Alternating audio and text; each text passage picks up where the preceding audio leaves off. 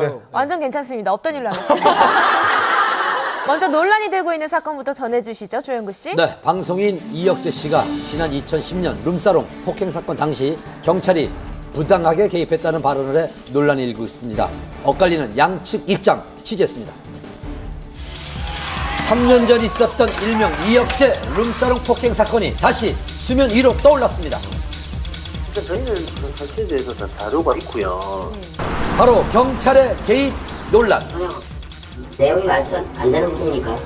경찰과 이혁재 사이의 공방전 대체 무슨 일이 있었던 것일까요? 3년 전 이혁재 씨는 인천의 한 단란주점에서 술값으로 언쟁을 벌이자 종업원을 폭행했다는 사실이 알려져 물의를 일으켰습니다. 그로 인해 그는 출연하던 모든 프로그램에서 하차를 하며 활동을 전면 중단했습니다.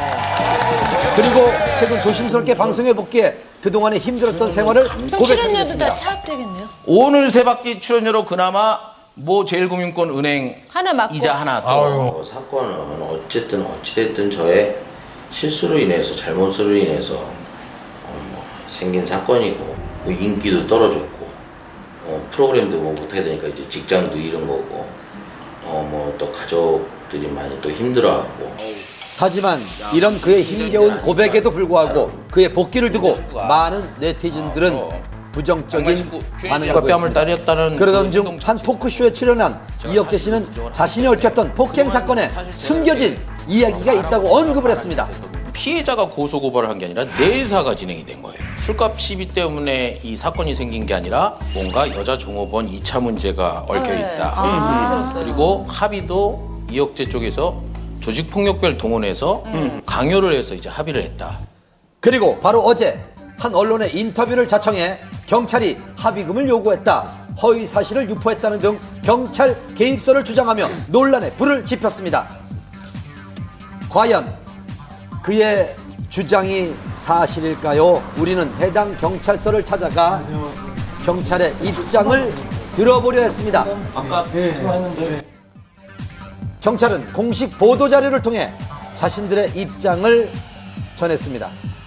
먼저 이혁재 씨의 주장대로 합의금을 요구했을까요?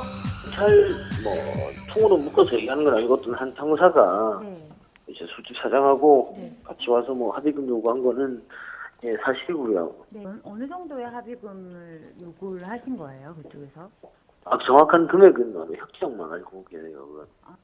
그렇다면 경찰의 입장은요? 합의금을 전혀 없어요.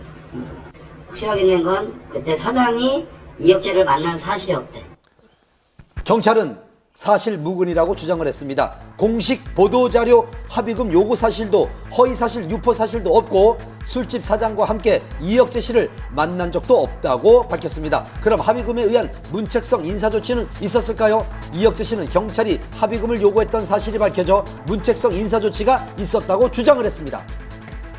스포츠 뉴스에 보면 저거 있었잖아. 뭐에 보면 누구에 의하면 누구랑 정확히 밝힌 게 없어. 그러니까 우리 그 사람 있으면 찾아가려고 우리도 얘기를 하려고 했던 거야. 문책성으로 인사조치는 아니야, 그것도 아니고. 자기가 원해서 지금 우리 공개해서 뽑아나가는 거야. 그리고 자기한테 원해서 나갔어. 다른 부서로? 문책성 인사 조치는 전혀 없다는 게 경찰 측의 주장입니다. 어떤 주장도 확실한 것은 없는 상황. 그렇다면 왜 이혁재 씨는 폭행 사건이 마무리되고 많은 사람들의 기억에서 잊혀진 3년이 지난 지금에야 이러한 의혹들을 제기한 그 걸까요? 당시에 해명을 안 한 이유는 공인으로서도 단속을 해야 되지 않겠나 해서 그렇게 한 것 같은데 이제 지금은 제기를 하려고 하는데 잘못된 왜곡된 부분이 많다. 그런 부분 좀 밝히려고 하는 것 같아요. 양측의 주장이 팽팽한 상황. 앞으로 이들의 입장은 어떨까요? 일단 저희는 그런 사실에 대해서 다 자료가 있고요. 근데 이제 어떻게 이거 풀어갈지 지금 회사 내에서도 얘기 중이거든요.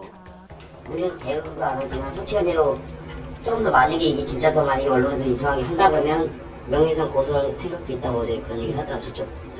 누구의 주장이 맞는지 아직은 알 수 없는 상황. 앞으로 어떻게 논란이 전개될지 좀 더 지켜봐야겠습니다.